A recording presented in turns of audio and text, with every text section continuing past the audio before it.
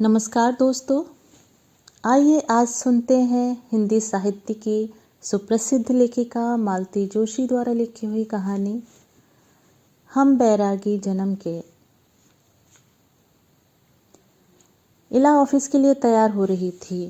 यूं तो 10-12 दिन बाद काम पर जाना बहुत अखरता है, पर इला के साथ उल्टा हो रहा था। वह तो जैसे बाहर जाने के लिए तरस गई थी। पिछले दिनों उसे जरा भी आराम नहीं मिल पाया था। घर में शादी हो तो कोई आराम की सोच भी कैसे सकता है। खासकर यहाँ तो सारा दारो मदार उसी पर है। संदीप और सुनीता तो मेहमान की तरह समय पर आए थे। हाँ, इस बार नीलू की शादी में उन्होंने कुछ आर्थिक सहयोग दिया था। शीलू की शादी में तो दोनों हाथ हिलाते हुए चले आए थे। नीलू की विदाई तो मंगलवार को ही हो गई थी, पर घर मेहमानों से भरा था। फिर एक एक कर मेहमान विदा होने लगे। उनके नेक दस्तूर करते करते इला हाँफ गई थी, पर माँ थी कि जरा भी रियायत बरतने को तैयार नहीं थी। कल शाम की भोपाल एक्सप्रेस से शीला रानी विदा हुई।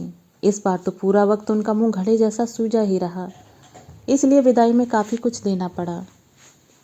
आज शाम 4 बजे अमरकंटक एक्सप्रेस से संदीप जा रहा है। बैठक में संदीप माँ के पास बैठा दवाई आदि नियम से लेने की हिदायत दे रहा था। माँ एक ही राग अलाप रही थीं। अब मुझे दवाइयों को लेकर करना क्या है? मेरे सारे काम तो पूरे हो गए हैं। अब मौत कल आ रही है तो आज ही आ जाए, मैं तो तैयार बैठी हूँ। इला को एकदम ताव आ गया। साड़ी की पटलियाँ ठीक करते हुए वह बाहर को आ गई। बोली, वो बेचारा ठीक से कुछ समझा रहा है तो सुन लो ना। एकदम मरने जीने पर उतरने की क्या ज़रूरत है? मैं ठीक ही तो कह रही हूँ। एक नीलू की शादी की ही तो फिक्र थी मुझे, सो निबट गई। अब भगवान जब मर्जी हो बुला लें। मान लो भगवान जी तुम्हें पहले ही बुला लेते तो क्या नीलू की शादी नहीं होती? माँ अबाक उसका मुंह देखती रही। किसी के रहने न रहने से कोई फर्क नहीं पड़ता माँ, कोई काम नहीं रुकता, जैसे तैसे हो ही जाता है। और बाबूजी नहीं रहे तो क्या फ़र्क पड़ा? तुम्हारे बच्चे पढ़ लिख गए, उनकी शादी हो गई, क्या बाकी रहा? तो यह जताना चाहती है कि सब कुछ तूने किया है? मैं कुछ नहीं जताना चाहती, सिर्फ बताना चाहती हूँ कि मरने की इतनी जल्दी ना मचाइए माताश्री।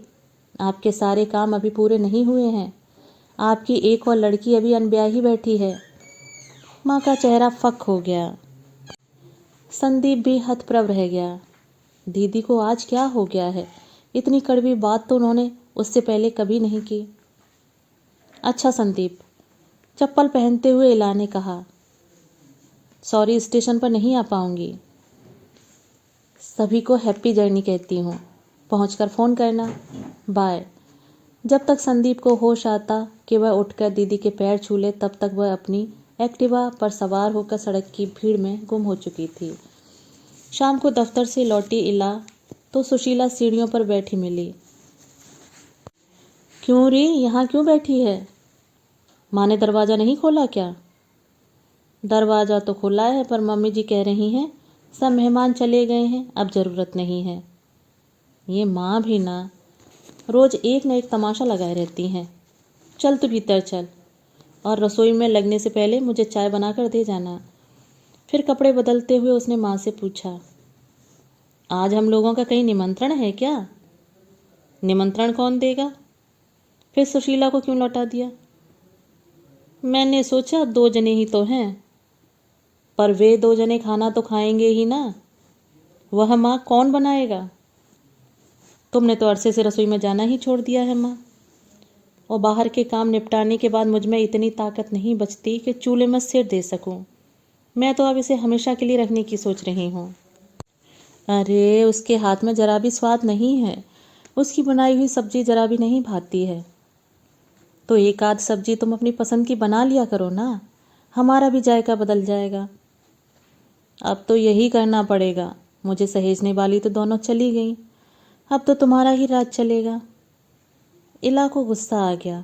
उसने कहा, मैंने सोचा था कि तुम थोड़े दिन बहू की सेवा का सुख उठाओगी। मैंने तो संदीप से कहा भी था। बहू बोली कि आपको छुट्टियों में ले जाऊंगी, मैं दिन भर बाहर रहूंगी, आप बोर हो जाएंगी। ऐसी पता नहीं कितनी छुट्टियां आईं और निकल गईं। इला बुदबुदाई और निढाल होकर पलंग पर लेट गई। उसे कभी कभी बहुत आश्चर्य होता है। उसकी शादी की चिंता तो खैर माँ ने हाशिए पर डाल दिया है, पर उसके भूख प्यास का, उसके आराम का तो ख्याल रख सकती हैं। वह 19 साल की थी तब से लगातार खट रही है। इंटरमीडिएट में थी तब से लगातार खट रही है। 14 साल का संदीप, 10 साल की शीलू और 6 साल की नीलू एकदम कच्ची गृहस्थी थी। 13वीं से निपटते ही रिश्तेदारों ने जोड़ तोड़ शुरू कर दी।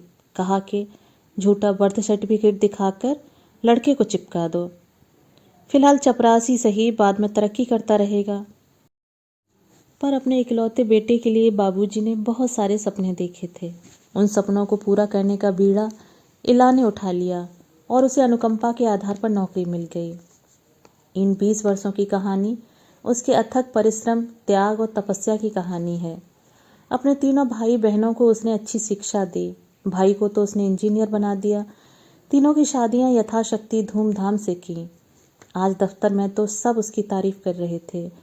जो लोग उसके इस कठिन प्रयास के साक्षी रहे थे, उनके पास तो प्रशंसा के लिए शब्द ही नहीं थे।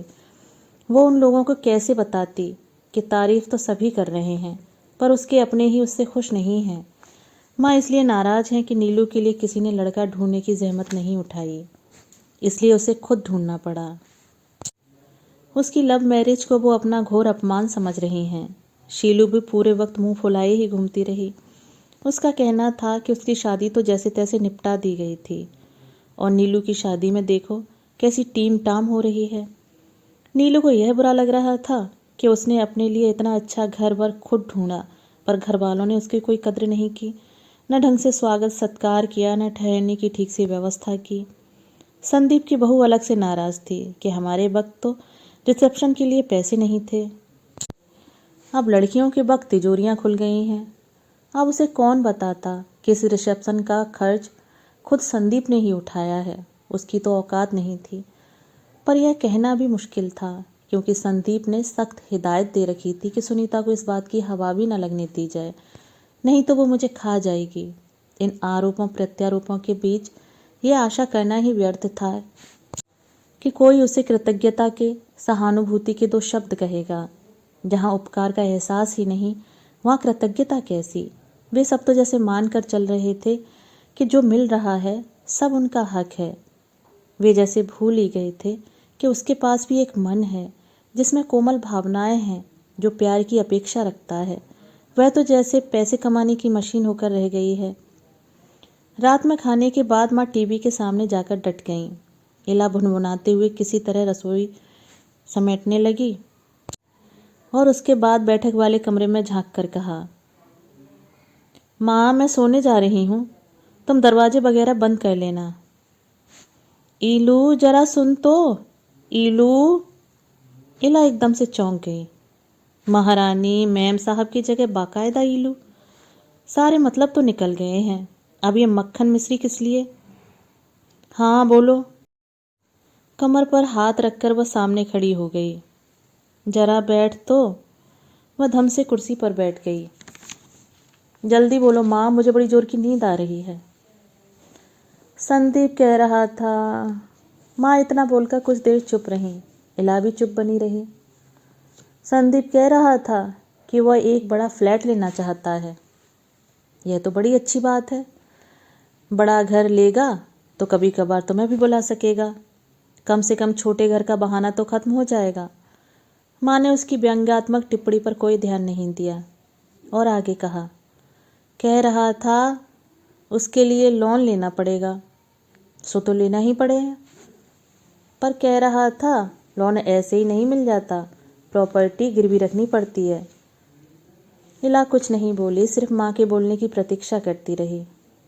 कह रहा था कि मकान की रजिस्ट्री मेरे नाम पर कर दो तो लोन मिलने में आसानी हो जाएगी। कर्जा पट जाने पर बाद में मैं रजिस्ट्री लौटा दूंगा। अब समझ में आया कि भाई साहब सोमवार को ऑफिस खोलकर यहाँ क्यों टिक गए थे। तुमने कुछ जवाब नहीं दिया। मैं क्या जवाब दूँ? तुम्हारा घर है, जिसे मर्जी चाहे दे देना। अच्छा मैं सोने जा रही हूँ। और वह तैश में उठकर अपने कमरे में चली आई। उसका पूरा तन बदन जल रहा था। समझ गई कि नीलू की शादी में जो पैसे दिए गए हैं वो महज एक रिश्वत थी। उसका मन भी तृष्णा से भर गया। कभी कभी वह कल्पना किया करती थी कि माँ के बाद घर का बंटवारा हो रहा है। उसके तीनों भाई बहन कह रहे हैं कि हमें कुछ नहीं चाहिए, हमारी दीदी ने हमारे लिए अपनी पूरी जिंदगी होम कर दी है, इस घर पर उनका सिर्फ उनका हक बनता है। पर भाई लोगों ने तो माँ के मरने तक का इंतज़ार नहीं किया, सब कुछ पहले ही सेट कर लेना चाहते हैं। सुबह उठी तो उसका मूड बेतरह उखड़ा हुआ था। माँ से आजकल संवाद वैसे ही कम हो गया था। आज तो उसने बात भी नहीं की। देरी का बहाना बनाकर बिना खाए ही दफ्तर चली गई। वहाँ भी काम में मन नहीं लगा। बार बार यही सोचती रही कि क्यों खट रही है, वह किसके लिए खट रही है। लंच टाइम में संदीप का फ़ोन आया। दीदी, हम लोग समय से घर पहुँच गए थे, पर ऑफिस आने की हड़बड़ी में फ़ोन नहीं कर पाया। कोई बात नहीं, माँ को ज़रूर फ़ोन कर लेना, वरना चिंता करेंगी। माँ को तो शायद सुनीता ने घर से निकलते हुए ही लगा दिया था। मैंने कहा, मैं दीदी से बाद में इत्मीनान से बात करूँगा। संदीप, माँ बता रही थी कि तुम फ्लैट खरीदने की सोच रहे हो। हाँ दीदी, जितना किराया हर महीने भरता हूँ उतनी किश्त में तो इससे बड़ा फ्लैट मिल जाएगा, और ज़रूरत भी है, यह घर छोटा पड़ने लगा है। यह अच्छा सोचा है तुमने। बड़ा घर लोगे तो माँ भी तुम्हारे साथ आराम से रह सकेंगी। यहाँ तो अब उन्हें बोर ही होना है, वहाँ बच्चों में मन लगा रहेगा।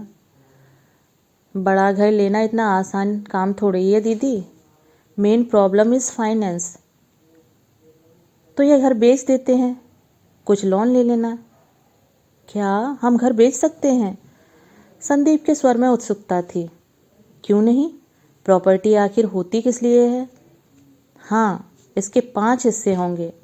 अपना हिस्सा मैं तुम्हें दे दूंगी, माँ भी अपना शेयर खुशी खुशी तुम्हें सौंप देंगी। रही नीलू शीलू की बात, तो माँ उन्हें आसानी से मना लेंगी, मुझे विश्वास है। घर बिक जाएगा तो तुम कहाँ रहोगी? अरे, मैं अपने लिए एक 1 रूम किचन ढूंढ लूँगी, ज़्यादा बड़े का करना भी क्या है। माँ तुम्हारे पास रहेंगी तो यहाँ आवाजाही वैसे ही कम हो जाएगी। नीलू शीलू भी जब तब माँ से मिलने आएंगी तो तुम्हारे घर ही आएंगी। मैं छोटे से घर में आराम से गुजारा कर लूँगी। माँ क्या मेरे पास रह पाएंगी? संदीप के स्वर में हिचकिचाहट थी। उन्हें रहना पड़ेगा, इला ने दृढ़ता से कहा। देखो संदीप, मैं कुछ दिन शांति से रहना चाहती हूँ। जब से होश संभाला है तनाव में ही रही हूँ। घर का खर्च, माँ की बीमारी, तुम लोगों की पढ़ाई, बहनों की शादी, रिश्तेदारों के नेक दस्तूर, यह सब करते करते 40 साल में ही बुढ़ा गई हूँ मैं। जब से नौकरी शुरू की है कर्ज की किस्तें ही पटा रही हूँ मैं। ये नीलू की शादी वाला भी अभी 2-3 साल तक चलेगा। उसके बाद मैं सिर्फ अपने लिए जीना चाहती हूँ। हो सका तो 4 पैसे जोड़ना भी शुरू कर दूंगी, ताकि बुढ़ापे में अपने लिए एक मुकम्मल छत का भी इंतजाम कर सकूं। उसे लगा कि संदीप पलट कर कहेगा कि दीदी, तुम्हें अलग छत की क्या ज़रूरत है, मेरा घर है तो। पर उस ओर शांति ही बनी रहे। शायद उसकी बोलती बंद हो गई थी। दोस्तों, अभी आप सुन रहे थे मालती जोशी द्वारा लिखी हुई कहानी हम बैरागी जन्म के। कहानी सुनने के लिए धन्यवाद।